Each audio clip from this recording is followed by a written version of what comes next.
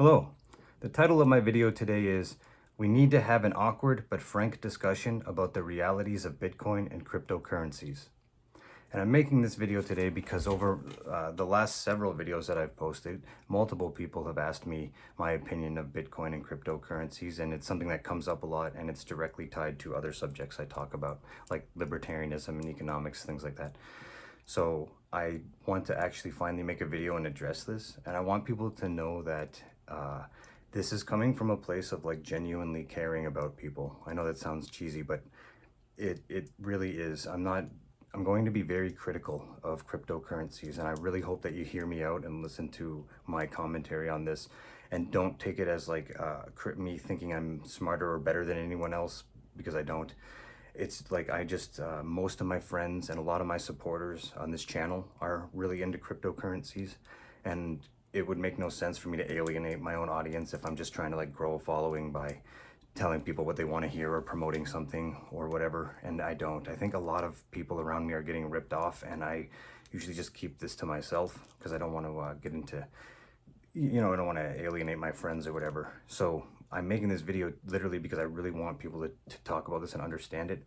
And if you disagree with what I'm go on to say in this video, please let me know in the comments, because I'm looking to start a discussion about this, and not ego comes into this all the time. People have, this is going to become an ego thing, and I'm not looking to, be a contrarian or rage bait people, or to flex, like try to act like I'm some intellectual in the comments. I'm not looking for debates are just types of verbal duels. People, it's a primate thing, but really I'm more of I'm looking for like a dialectic discussion where together people that disagree with me, we can use rationality and come together and kind of hunt for the truth together. Not like, most of the comments will just turn into a sort of egotistical debate thing, and that's not what I'm interested in. I'm genuinely trying to help people understand some stuff and like educate some people, and I know that a lot of people find value in what I've been doing, so I really hope that you hear me out. Now, I'm going to start by saying I think that cryptocurrencies in general are a waste of time, and I wish that most people would shift their focuses away from them. And I think there's a lot that goes into this psychologically and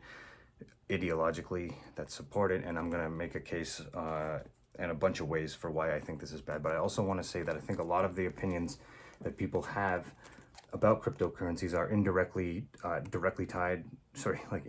directly tied to ideology, whether or not they realize it or not. And a lot of it specifically, like I was trying to trace a lot of these ideas, are like when I talk to a lot of libertarians, for example, because let's be honest, cryptocurrencies are very popular, mostly in like they're becoming more widely popular, but they're especially popular in libertarian circles and with people who hate the current financial system and stuff. That's part of the appeal, right? So a lot of people they don't understand, like I'm older than I look, and I have a lot of experience that I bring to this, and so I have actually read all this libertarian stuff, and people accuse me of not being acquainted with it, but I am. And I think that a lot of people's ideas about why crypto is useful come down to other underlying ideological ideas about like fiat currency versus something like a gold or other like non-fiat based currencies, and having a limited money supply and stuff like that. And I think it's because a lot of these people are getting educated on YouTube, watching YouTube videos, and a lot of that content isn't actually objective content. It's like marketing for something, or it's ideological or whatever. And so there's a bunch of ideas, like underlying paradigm shifts that people have, that I actually don't subscribe to that paradigm. I'm not a super pro-capitalist guy. One thing is, like, for example, like there's a weird religious faith in the libertarian thinking, with the invisible hand of the free market, or like free markets are everything, or that they always self-correct, or they know best, or all that stuff. Like this stuff would be considered primitive to a more sophisticated person, but I'll get into that in a minute. So anyway, I've got a couple of books here by Rothbard and one by Mises. This one is like, What has government done to our money? And this is the case against the Fed and the anti-capitalist mentality. All of this is going to be relevant to what I'm saying here, because so I'm going to get into like why do people think that cryptocurrencies are worth their time, what it isn't. Cryptocurrencies and Bitcoin, I'm going to consider them, like I'm going to talk about them kind of together and sometimes differentiate, because 99% of what I say applies to Bitcoin, but both of them. But I also categorically think that all cryptocurrencies that are not Bitcoin are complete garbage. And then Bitcoin is a bit different because it is a speculative asset that you can gamble on, and it's going to go up for a while before the bubble bursts. So it's a pyramid scheme as well. So you can dip in and dip out and make a profit and stuff with Bitcoin. Everything else is completely pointless. Even though I think even ideologically this is all a bad idea that we should abandon. I was watching some YouTube videos doing research to prepare for this, and I also understand like intrinsic in a lot of this pro-capitalism thinking is a bunch of myths that have actually been debunked. And I know this seems sort of off topic, but it's not. It all goes together. Like a lot of this thinking about money comes around the idea that money evolved out of barter, and it didn't. And not understanding that is sort of crucial to this as well. Money seems to for millennia we had debt-based systems because we became agricultural, and money is a fairly recent invention that evolved because it was created to fund armies for conquest. Basically, at least there's no evidence anthropologically at all that money evolved out of barter. It's just an assumption that somebody made along the line in the West, and then it became dogma, and everything kind of was based on that assumption, but it's not actually supported by anything. David Graeber wrote a book on this called Debt: The First 5,000 Years. It's really interesting because we are a communal. We're an evolved primate, right? And we evolved tribally in small communal groups, and we became agricultural at some point, and over time we developed these systems of debt that then later evolved into money. But we have to do that. If you think about this, and this is, even libertarians have to understand this, we're not a bunch of atomized individuals. Even when we lived as a small tribal group, we have a debt-based system without money because we're if you have a farm, the weather is unstable, the climate, all that stuff. You can't predict what's going to happen every season. So every year, some farmers are going to have a good crop and some aren't going to. And the ones who don't have any are going to have to borrow food from the ones who did.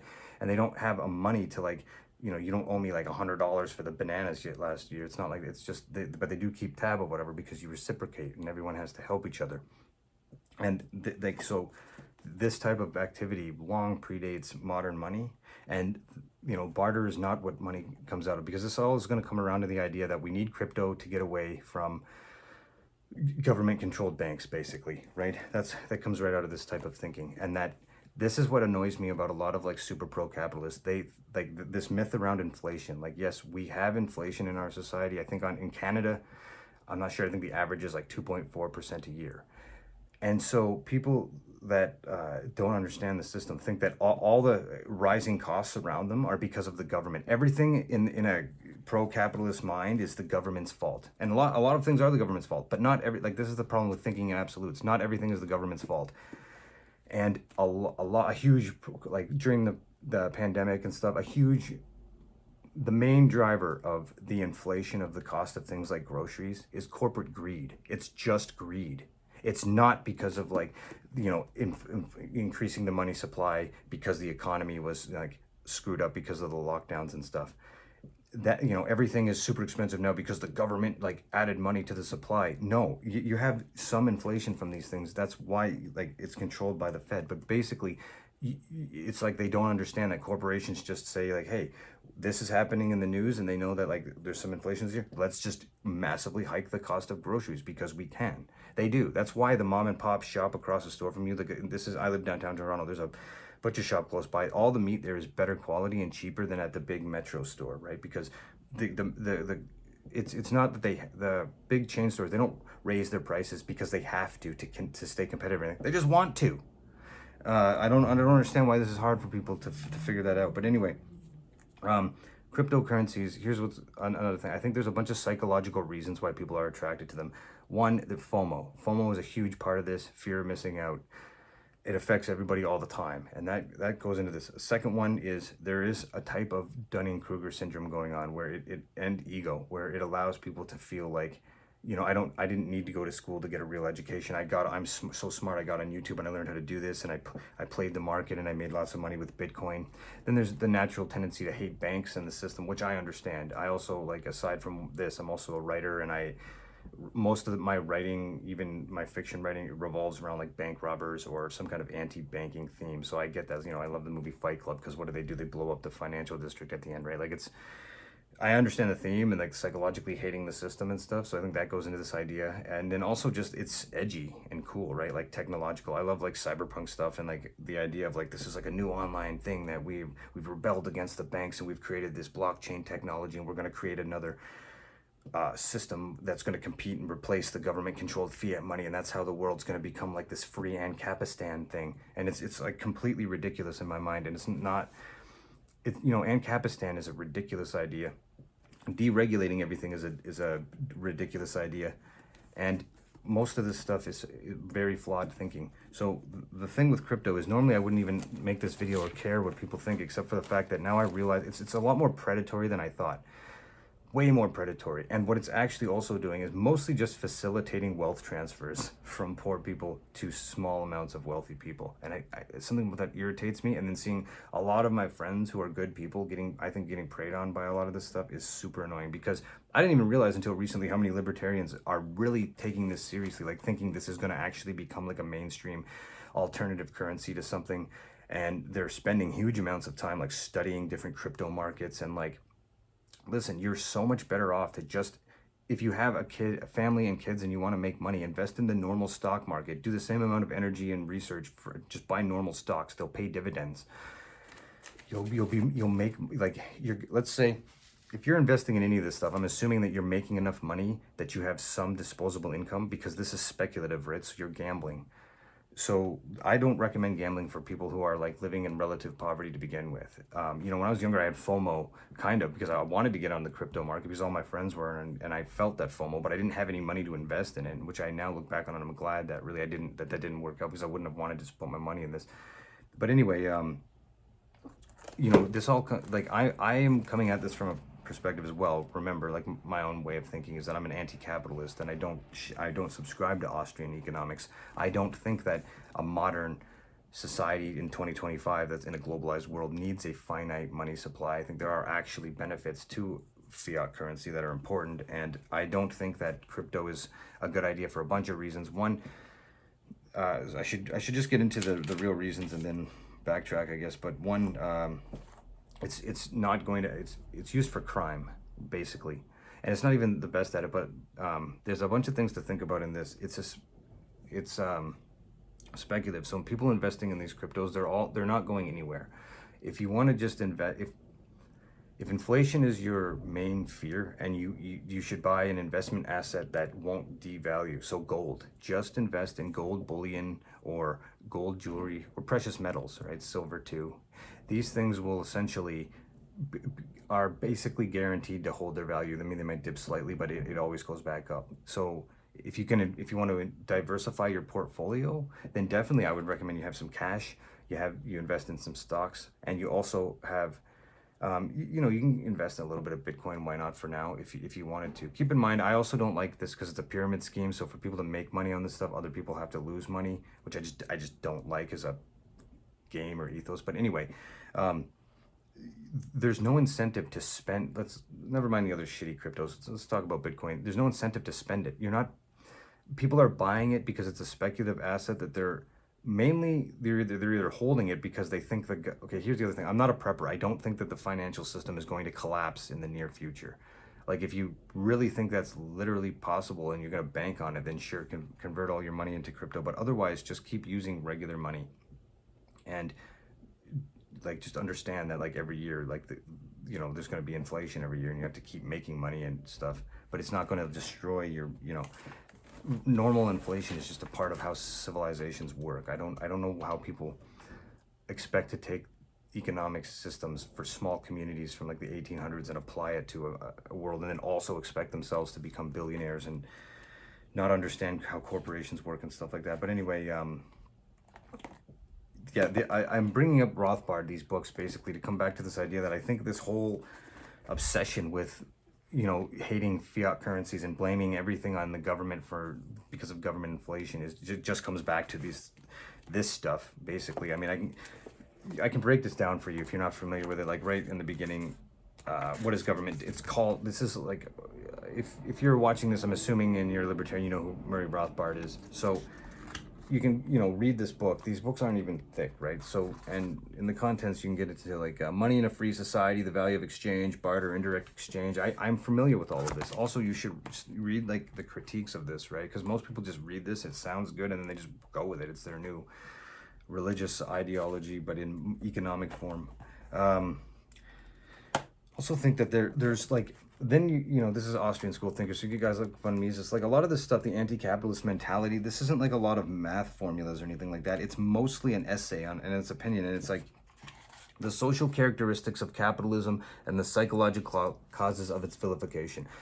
People that are only like have only ingested this Austrian school stuff, if I start talking about Marxism or criticizing capitalism, they just like default to this simple thing where they're like, oh, he's vilifying capitalism, he must just be bitter or something. Like it's ideology that just comes from right out of the Austrian school without like taking anything like deeper or digging or actually listening to anything. So you know, maybe I should just made a separate video about fiat currencies, but I'll, you know, it comes back to this because listen, this idea that you're gonna get around the bank and that the big idea is that we need to have like a something that doesn't inflate annually isn't the solution you think it is. We don't want pure capitalism. This also has to be said because it's awkward and other people have brought it up, but this obsession that libertarians have with deregulating everything, there's a lot of predators like people that like to essay young people like on both sides of the extreme spectrum, and it's obvious that you know, like if you when people libertarians talk about liberty a lot instead of freedom, and they have a weird way of framing freedom, and even I, as someone who wants like maximum personal freedom to just express myself and do what I want, I still understand that society needs rules, right? Like this concept, like these people on the left, you have people like Michel Foucault and Camille Paglia who want to remove age of consent laws, and then you get people in these weird libertarian circles who also want to get rid of age of consent laws. And it's like, well, you know what, you guys are, it's disgusting because we know like there's regulations are in place for a reason sometimes in society and in economics, and for a lot of reasons. Like unregulated markets are not the solution to everything. They're usually the cause of the problems because of greed. I don't understand. I keep talking to like capitalists who say like, well, teamwork and socialism would never work because greed is human nature. I'm like, so what, that isn't that more of an argument against capitalism and why our society shouldn't be set up to like emphasize and reward greed if you think it's inevitable? I'm getting off track here anyway. There's huge problems. Let's get right back to Bitcoin and crypto. It's environmentally bad because of the amount of energy it's saving up, and it's making a system that's completely electronic and based on the internet. And anyone that understands how global power works, the elites are never going to just sit back and watch this to replace them, right? Most likely, I suspect what's happening is that the elites are letting people build their own cage and will eventually just create like a government controlled cryptocurrency that you have to use. Like phasing out physical cash, bad idea. Also, I also have a bias now against crypto. Not a bias, but like once I realized how much of the dark web and human trafficking and what's the, you know, pizza, whatever word I'm supposed to use so I don't get in trouble, like kids and stuff, like that's all facilitated by this crypto crap. So like money that you can't trace, like I'm kind of getting fed up with the idea, like completely. Sorry, I should be more specific about that. Like you can trace Bitcoin in a way, but what I mean is like it's a network set up to facilitate this kind of behavior is not something I want to support. Just deal, like you're so much better off to be trying to make U.S. currency, Canadian currency, invest in gold and precious metals if you're worried about inflation. Also, if you want to make money speculating, learn about the regular stock market, because at least stocks, I'm not a stock market guy, but let's say you are. At least you're, in theory, you're contributing to something that's doing something productive, right? Like, I don't know, like a mining company. It actually goes out and like physically, like that's about that. I don't want to confuse this because they talk about mining metaphorically in crypto. So take any activity, I don't know, a plumbing business that becomes a big brand name thing.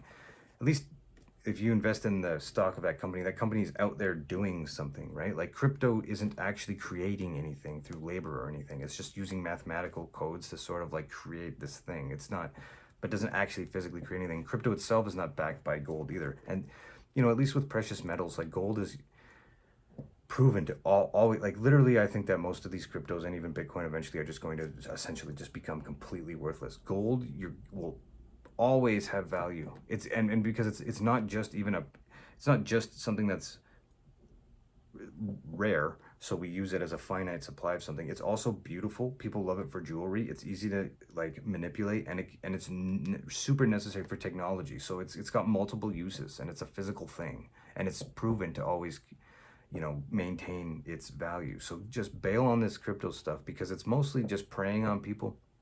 It's a pyramid scheme. It's not going to become the thing that people think it is. It's got tons of flaws. It facilitates a ton of crime, and it mostly takes advantage of people who don't know what's going on. And you get these people like Sam Bankman-Fried and this minority of scumbags who end up making these huge profits because they're taking advantage of other suckers.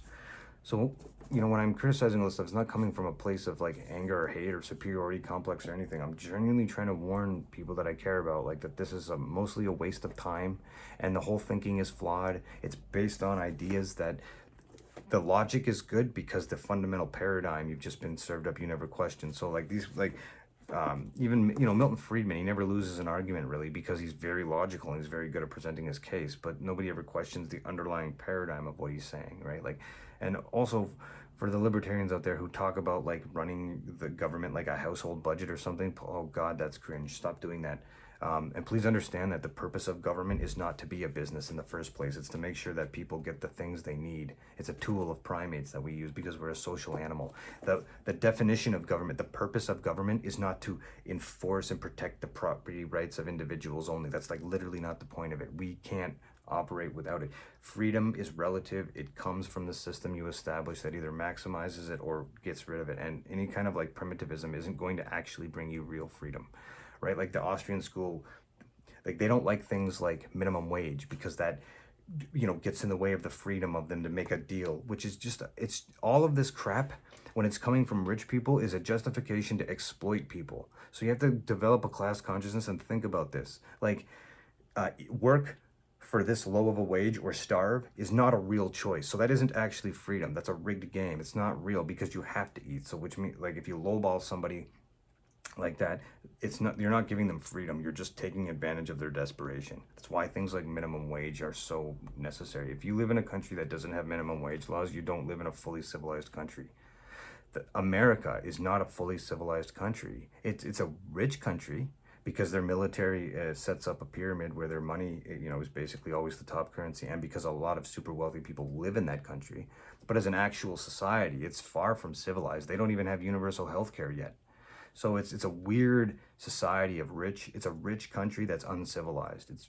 It's fucking weird. And it comes straight out of like Western European capitalist thinking and all of that shit that's just forced on the world that just ends up creating this dystopia that we live in now. Government can be responsible for so many problems, but don't think in the world of black and white where everything is the government's fault and nothing is ever the fault of greed, because usually it's just greed. And if you don't understand that government at least has a mechanism for fixing it if they're democratic. These corporations are pure fascism, hierarchical from the top down, and they're psychopathic. And Ancapistan is a joke. These cryptocurrencies are a waste of time. Please stop wasting your time and energy and money on them. Let's actually develop a new ideology that can move in a different direction and fix things. If you disagree with the stuff I'm saying, please leave comments, explain why, and we'll have like a dialectic conversation about it and try to tease out where the truth is here, not some kind of ego rant.